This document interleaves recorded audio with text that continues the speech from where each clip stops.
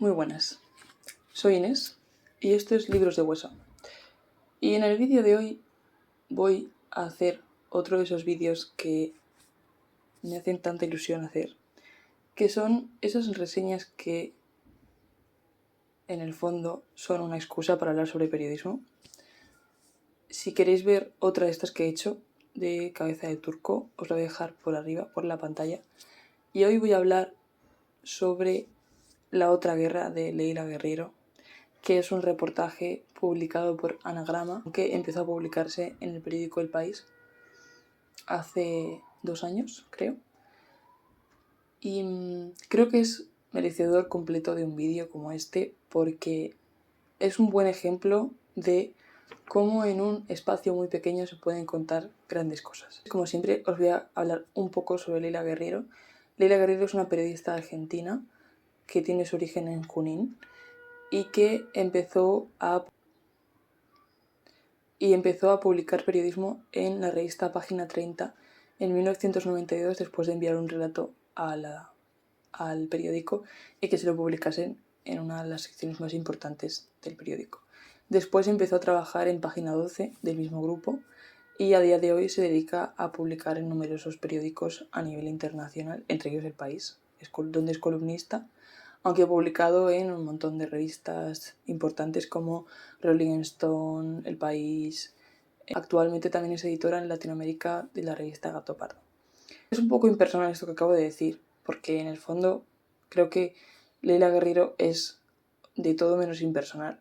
Quizá sea fría en sus descripciones, pero creo que es una persona muy compleja a nivel periodístico y a nivel de escritura también es una persona muy compleja. Esto fue el primer reportaje que yo leí de ella y me impresionó muchísimo. Entonces,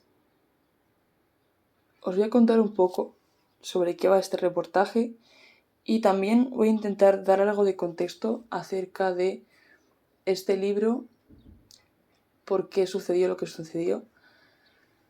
Y bueno, voy a intentar, sin contar todo el libro, porque la gracia es que os animéis a leerlo, si os interesa, contar todo lo que pueda contar. Antes de este reportaje, Leila ya había trabajado con el equipo antropológico forense de Argentina, porque hizo otro reportaje que también os recomiendo, que creo que está en su libro Frutos extraños, en el que habla sobre la recuperación de cuerpos durante la dictadura argentina. Y como que ella hizo un trabajo muy interesante, incluso también como que ayudó al propio equipo a reconocer personas. Y aquí como que esa relación se ve también reflejada, porque son unos de los protagonistas que aparecen en el libro. ¿Por qué? Supongo, porque no soy argentina, pero supongo que la cuestión de las Malvinas es algo que dentro de la cultura argentina es importante a día de hoy porque es un tema que está sin resolver. Claro,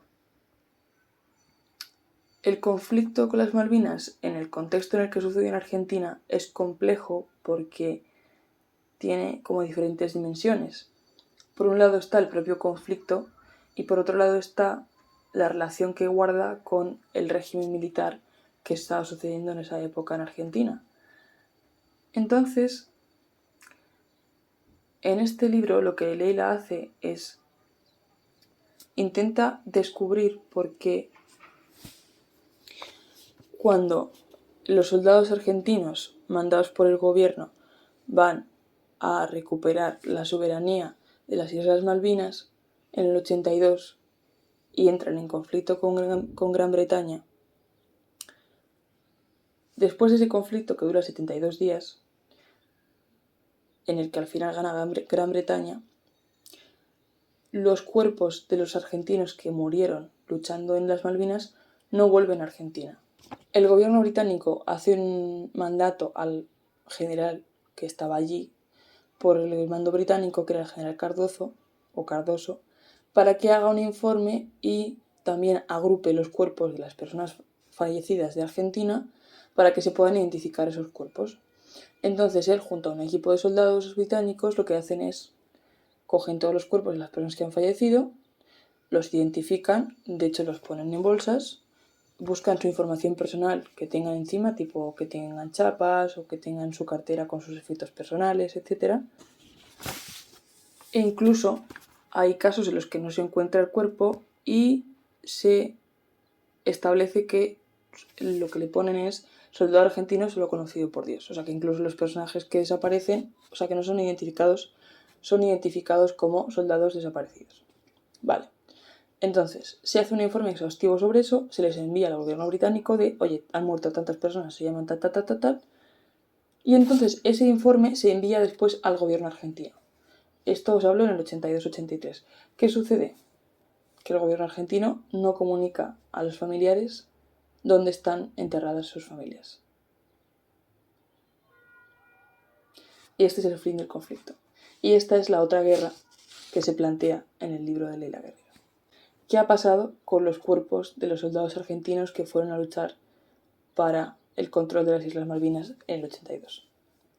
Muy interesante, porque realmente aquí no estamos entrando en cuál es la lectura de las Islas Malvinas como tal, sino estamos entrando en qué lectura posterior tienen el conflicto de las Islas Malvinas. Claro, Leila investiga porque quiere entender qué es lo que está sucediendo, cuál es esa historia.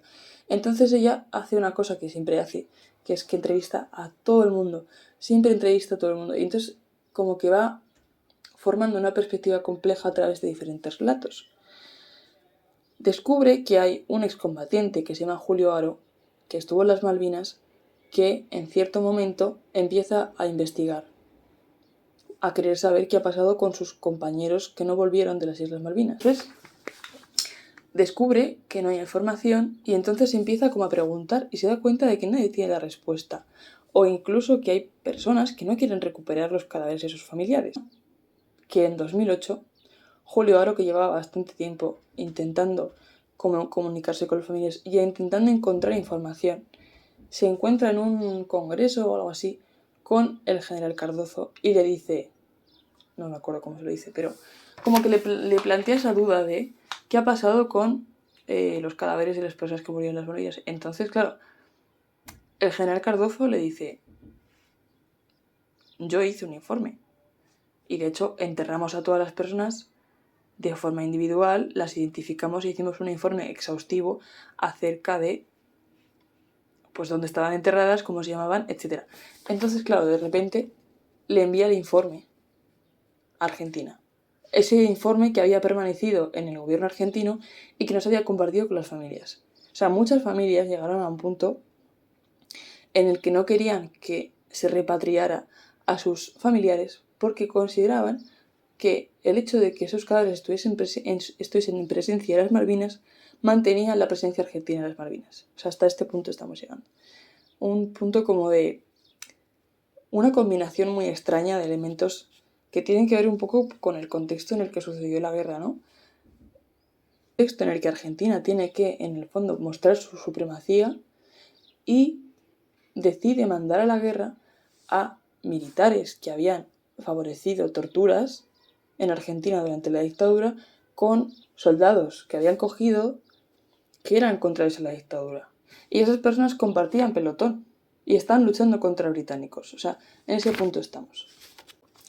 Así que nada, pues lo que hacen es que pues esa historia consiste en cómo, gracias a Julio Aro, gracias a las familias también, gracias a la Cruz Roja, gracias al Grupo Antropológico Forense y gracias también a una periodista que llevaba tiempo investigando este tema, aunque no haya conseguido como finalizárnoslo, pero ella había estado recopilando cartas de los familiares para poder como abrir una causa con este tema, que se llama Gabriela Cosifi, que consiguió 37 cartas de familiares para poder abrir una causa judicial con el gobierno argentino.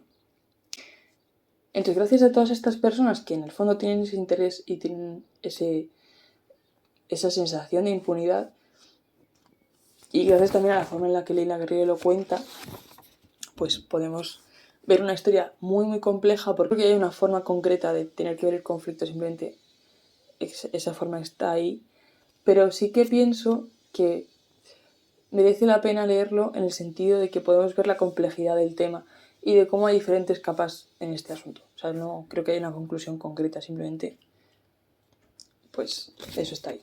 Aunque no repatrien a sus familiares, las personas familiares que llevan toda su vida esperando saber dónde se encontraban sus familiares pueden entender que hay un sitio en el que están sepultados. Y creo que eso es como una historia de mucha dignidad humana, ¿no? Que al final entiendan que hubo alguien en la muerte de su familiar, en la que encima estaba en un sitio que no podían relacionarse con su familia, que puedan comprender que había alguien que se preocupó porque tuviese una sepultura digna. El de las Malvinas es algo que supongo que si eres latinoamericano o eres argentino, probablemente estés más familiarizado con eso, pero no creo que aquí, en España, al menos estemos tan familiarizados con ese tema. Entonces, como me parecía muy complejo intentar explicar el conflicto de las Malvinas, porque no creo que yo sea la persona adecuada para explicar estas cosas, porque no soy historiadora, ni soy argentina, sí que me he permitido hacer unas pequeñas pinceladas de información que he ido encontrando, que creo que ayudan un poco a entender este conflicto mínimamente, para que de tal forma que busquéis en internet, que es lo que queréis hacer, información sobre la guerra que os contextualice un poco, y estos datos como que sirvan como para darle un poco más de chicha al asunto. Yo pensaba que el conflicto de las Malvinas era como un conflicto muy puntual en el 82. Entonces no era consciente hasta qué punto estaba equivocada. Y entonces descubrí que realmente este conflicto lleva abierto desde el siglo XIX y que incluso, o sea, el propio descubrimiento de las Malvinas ya como que lleva una carga colonial dentro. Tipo, se descubrió, eso dicen, por las expediciones de Magallanes. O sea, que fue un descubrimiento español. Pero el gobierno británico, o el imperio británico en ese momento, como que asumió la responsabilidad y gestión de esta. Y aunque se retiran en 1774, siguen manteniendo cierto control sobre las islas.